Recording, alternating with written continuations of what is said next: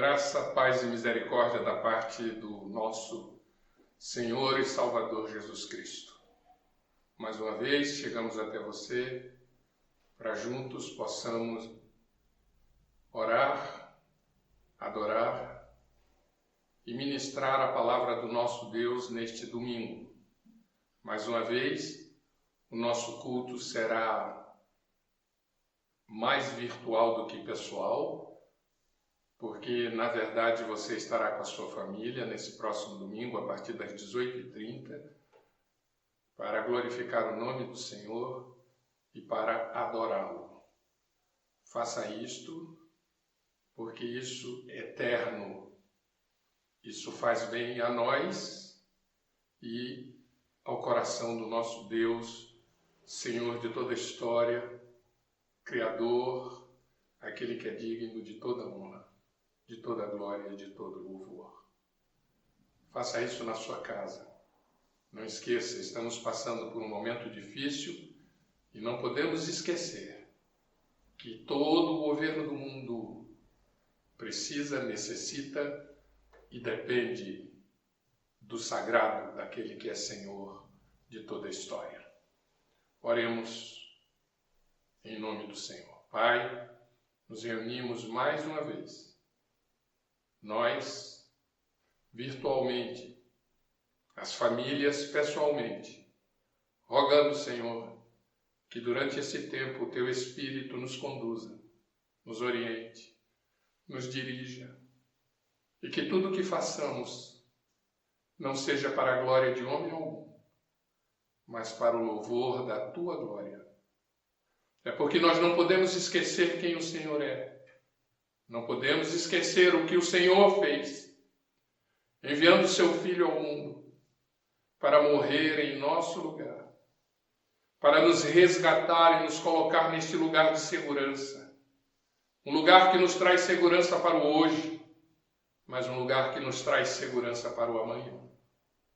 Pai de amor, que cada um de nós possa glorificar o Teu nome e possa declarar categoricamente que somente o Senhor é Deus. Ouve, pois, nossa oração.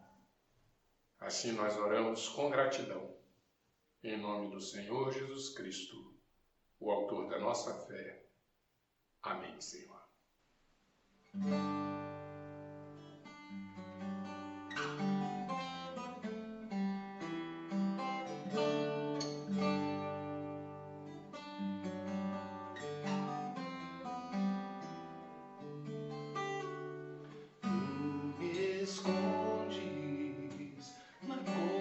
Suas mãos, te apressas a escutar o meu gemido.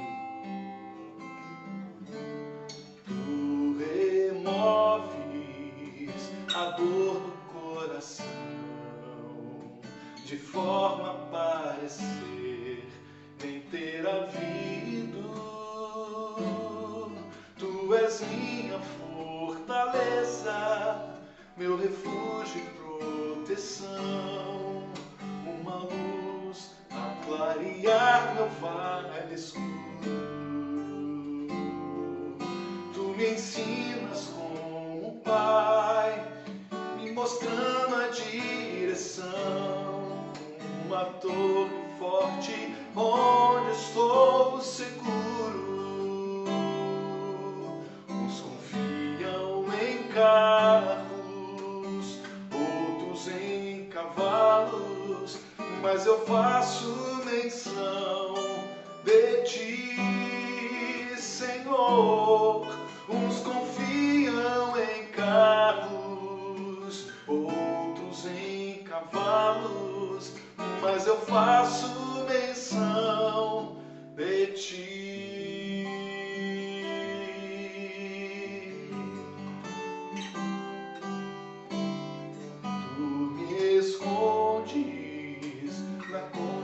Suas mãos, te apressas a escutar o meu gemido. Tu removes a dor do coração, de forma a parecer nem ter havido.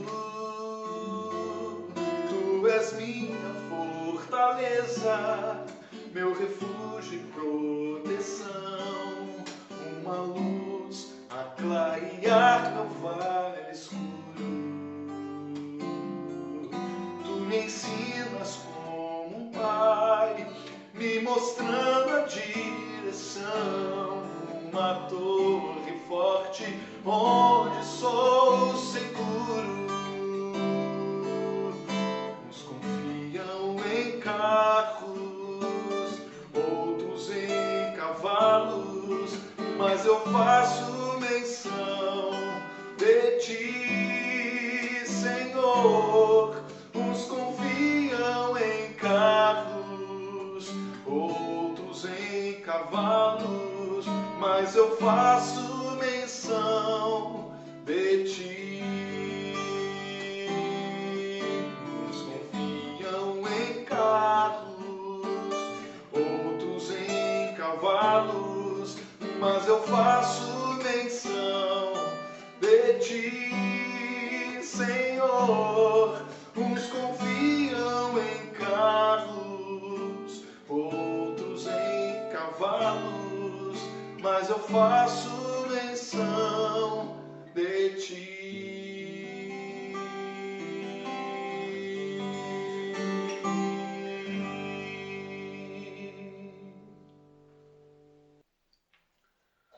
Hoje eu desejo falar sobre um tema que eu tenho percebido ao navegar pelas ondas da internet, um tema que está vindo, aflorando com muita intensidade. Me parece que, muito provavelmente, pela situação que nós estamos passando, as fichas começam a cair.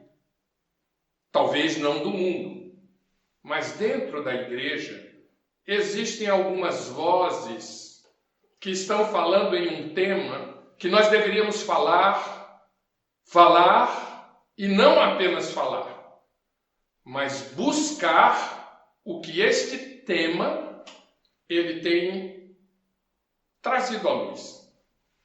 E o tema é avivamento. Precisamos de um avivamento. A igreja não pode, de forma alguma, continuar fazendo os seus cultos sem que uma graça especial dos céus resplandeça e se faça ver e ouvir através dela. Por isso, este tema é um tema primordial. Avivamento. Igreja, nós precisamos de um avivamento. Para isso eu vou ler um texto que se encontra no livro do profeta Abacuque. E está no capítulo de número 3 de Abacuque, no versículo de número 2. E diz assim a palavra do nosso Deus: Tenho ouvido, ó Senhor, as tuas declarações, e me sinto alarmado. Aviva a tua obra, ó Senhor, no decorrer dos anos, e no decurso dos anos, faze-a conhecida. Aviva, Senhor, a tua obra. O profeta Abacuque estava passando por um momento muito difícil. Tem uma certa similaridade com o momento que nós estamos atravessando. Ele estava se sentindo pressionado, angustiado. Afinal de contas, o que estava pressentido no seu coração é que os caldeus, os babilônios, eles viriam com a sua bota poderosa e iriam pisar. E aí ele indaga: por que, pois, toleras, Senhor, os que procedem perfidamente, e te calas quando o perverso devora aquele que é mais justo do que ele? Indagação comum. Indagação comum. Porque eles serão usados para disciplinar em nossas vidas, porque levanta aqueles que são mais ímpios, que estão mais longe de ti, para colocarem a sua mão, ou melhor, a sua bota sobre a nossa cabeça. Indaga, atônito, sem uma resposta direta. E aí, após meditar, ele chega a uma frase que é uma frase muito usada, especialmente pelo apóstolo Paulo. E essa frase, ela está no capítulo 2, versículo 4, que diz assim: eis o soberbo, sua alma não é reta nele, mas o justo viverá pela sua fé. Eis o soberbo. Ele fala na soberba. Ele fala no orgulho. Ele fala no que isso produz. E aí ele diz: a alma do soberbo não é justa nele. Eu já disse e repito, C.S. Lewis diz que o maior dos pecados é o orgulho. E dele deriva-se todos os outros pecados. A soberba, a empáfia. E ele diz: eles são soberbos. Sua alma não é reta nele. Mas aí ele faz uma afirmação que eu espero que ela cale no seu coração. O justo viverá pela sua fé. O justo viverá pela sua fé. E lá no final do capítulo 2, ele diz: o Senhor, porém, está no seu santo templo.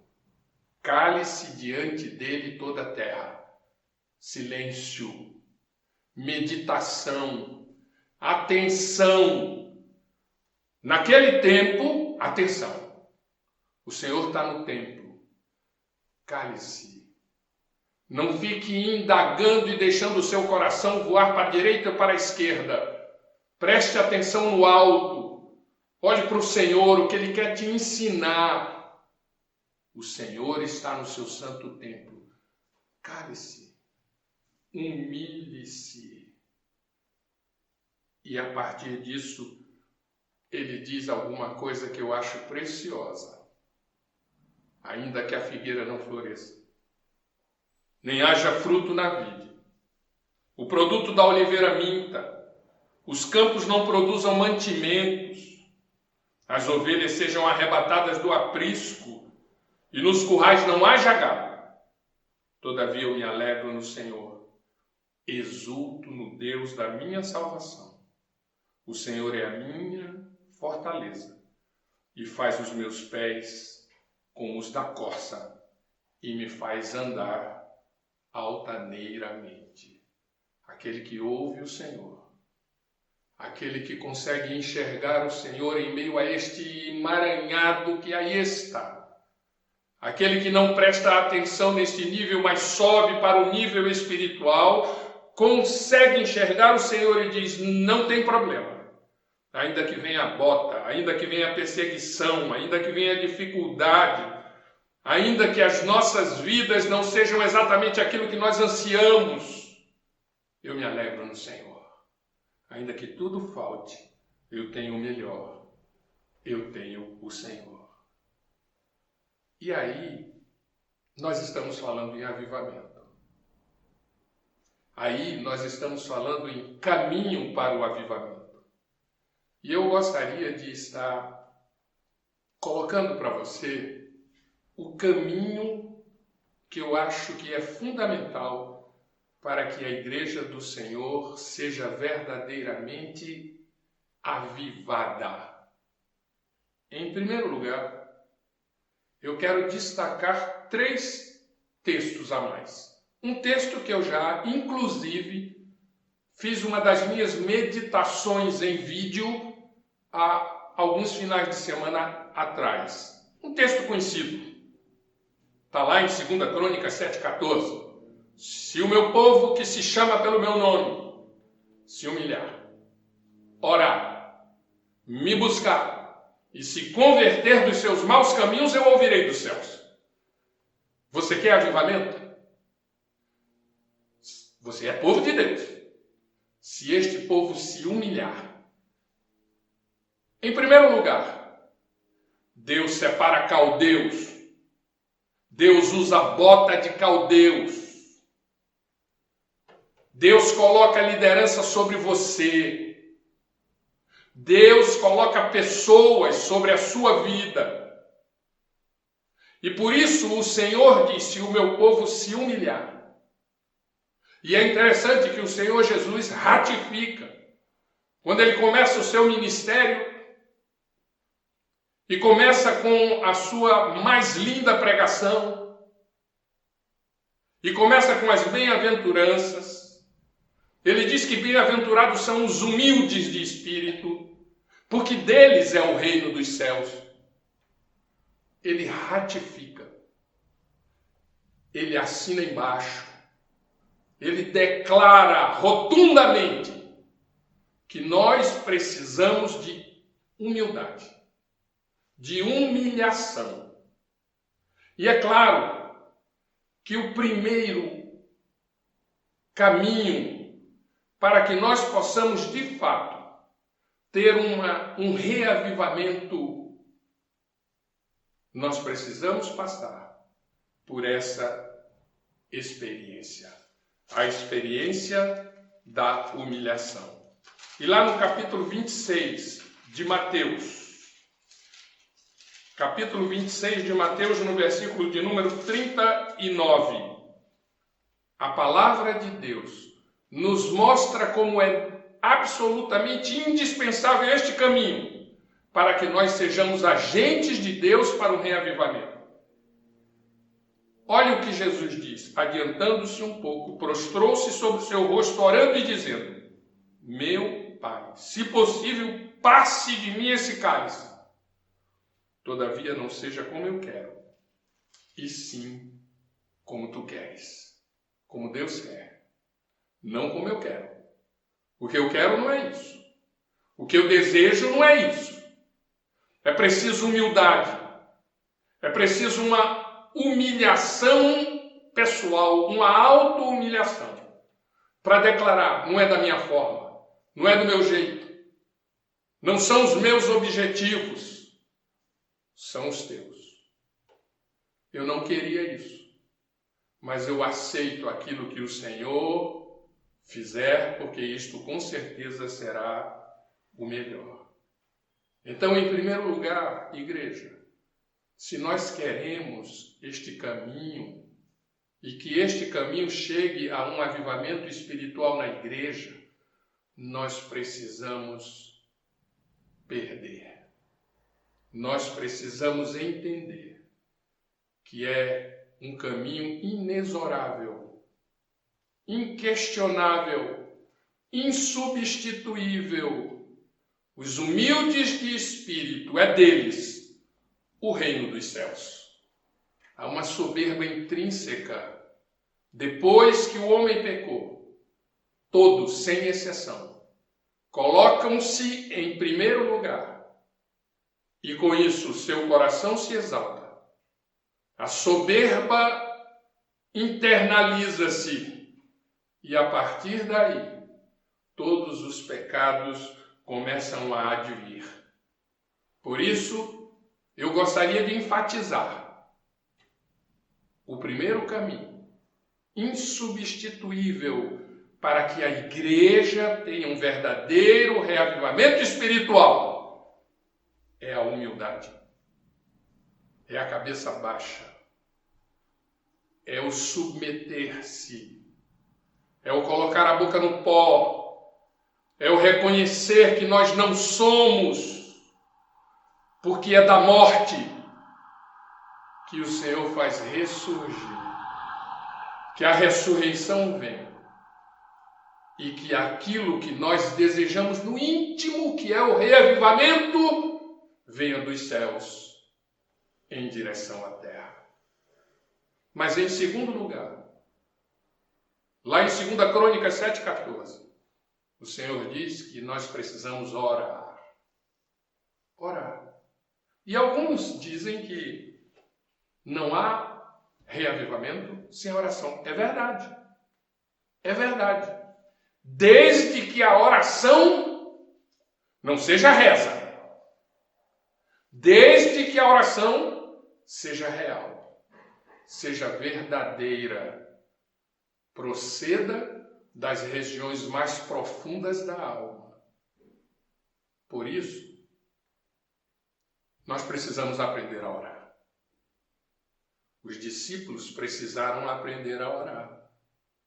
E Jesus Cristo, no seu famoso sermão ao qual eu aludi hoje, o Sermão do Monte, ele nos ensina a orar. Ele diz como nós devemos orar. Nós não devemos fazer como aqueles que se levantam e oram em voz alta para que as suas orações sejam ouvidas pelos homens, porque esses já receberam a sua recompensa. Devemos entrar no nosso quarto. Devemos falar diretamente com Ele, com o Espírito em joelhos e rogar dele sua graça. E Ele, que vem em secreto, vai ouvir nossa oração e nos responder. E aí Jesus Cristo continua dizendo: mas vós orareis assim: Pai nosso, Pai nosso. Ele é o nosso Pai. Mas Ele não é apenas o meu Pai. Ele é o seu Pai.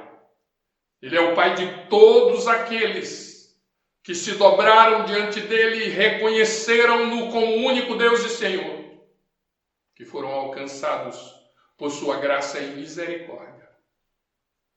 Ele é o Pai meu e seu. Ele é o nosso Pai. E aí Jesus diz: a verdadeira oração tem que conter: venha o teu reino. A verdadeira oração não pode priorizar o meu reino, mas tem que priorizar o reino de Deus. Por isso ele diz: buscai em primeiro lugar o reino de Deus e a sua justiça, e as demais coisas nos serão acrescentadas. Na sua oração, na minha oração, é preciso conter no seu bojo o venha o teu reino. É preciso que a minha alma deseje ardentemente: venha o teu reino. E ele continua: e seja feita a tua vontade. Seja feita a tua vontade, na terra, como é nos céus. Se nós queremos um reavivamento espiritual, se essa voz que nós ouvimos pelas mídias sociais são vozes verdadeiras, precisamos caminhar nesse caminho. E aí, nós vamos começar a ouvir os sons celestiais.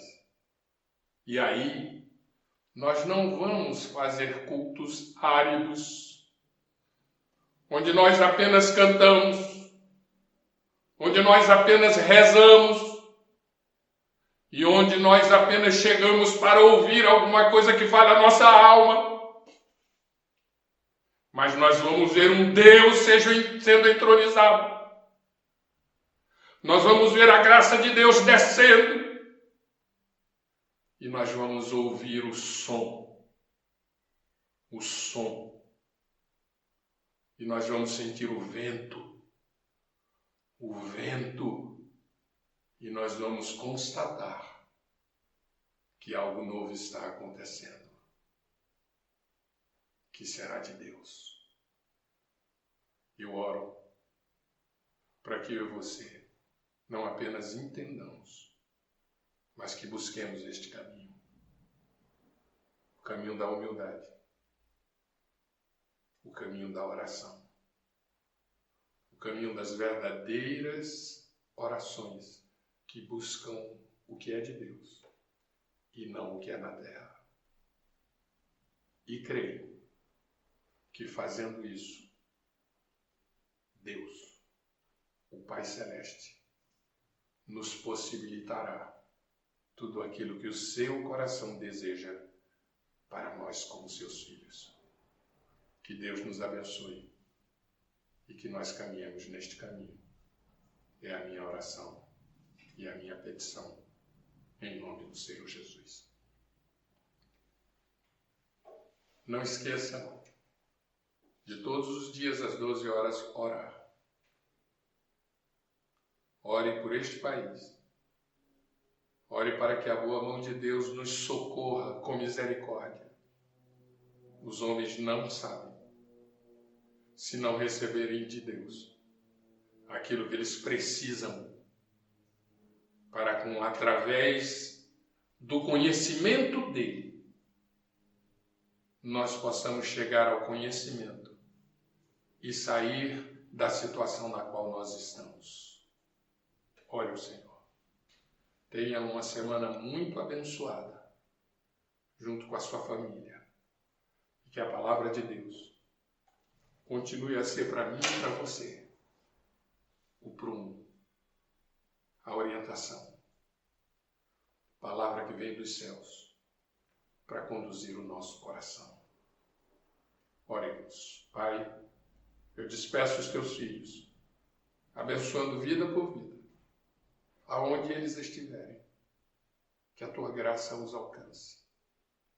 Que o teu Espírito nos conduza durante essa semana e que nós possamos edificar-nos uns aos outros e que nós possamos abrir para que o teu Espírito faça a obra em nós e através de nós, nos nossos familiares, naqueles com quem nós interagirmos. Fica conosco. E que esta semana seja assim, construtiva para nós.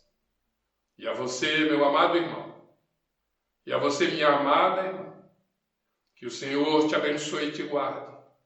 Que o Senhor faça resplandecer o seu rosto sobre ti e tenha misericórdia de ti. Que o Senhor sobre ti levante o seu rosto e te dê a paz. E que a graça do Senhor Jesus Cristo, o amor do Deus Pai Criador, e as virtudes consoladoras do Espírito Santo estejam sobre ti e sobre todo Israel de Deus espalhado sobre a face da terra, hoje e pelos séculos dos séculos. Amém, amém e amém.